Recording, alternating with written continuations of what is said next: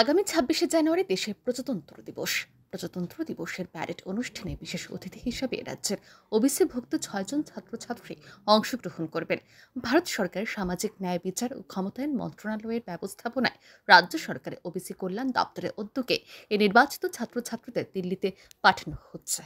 শুক্রবার গোর্খাবস্তিতে ওবিসি কল্যাণ দপ্তরের কনফারেন্স হলে নির্বাচিতদের সংবর্ধনা প্রদান করা হয়।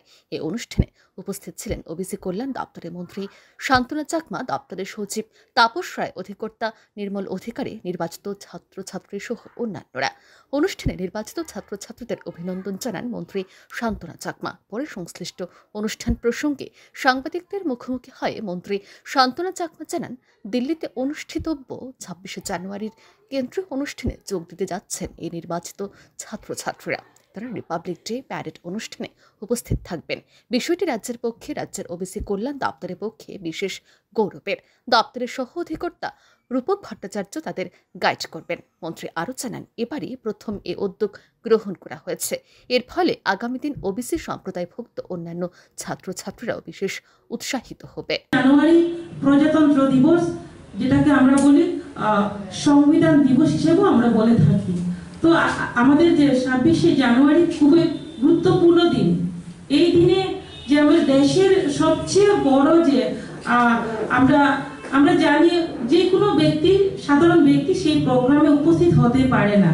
তো আজকে এত বড় একটা সুন্দর প্রোগ্রামে আপনারা উপস্থিত হবেন, সেটা একটা গৌরবের বিষয়। একদিকে আপনাদের সমাজের, একদিকে নিজের পরিবারের, পাশাপাশি আমাদের ত্রিপুরা রাজ্যের জন্য আমাদের ওবিসি ওয়েলফেয়ার দপ্তরের একটা গৌরবের বিষয়। তো তার পাশাপাশি আমি বলবো, এখানে সেক্রেটারি মহাশয় উনি বিস্তারিত আলোচনা করেছেন কিভাবে থাকবেন আপনারা। সেখানে গাইড আমাদের সঙ্গে আপনাদের সঙ্গে গাইড হিসেবে আমাদের ডেপুটি ডাইরেক্টর ওবিসি ওয়েলফেয়ার আমাদের রূপক ভট্টাচার্য মহাশয় যাবেন।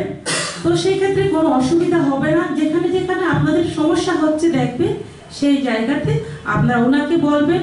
এই সংবর্ধনা অনুষ্ঠানে উপস্থিত নির্বাচিত ওবিসিভুক্ত ছাত্রছাত্রীদের মধ্যে একজন জানান, বিষয়টি খুবই গর্ব ও আনন্দের।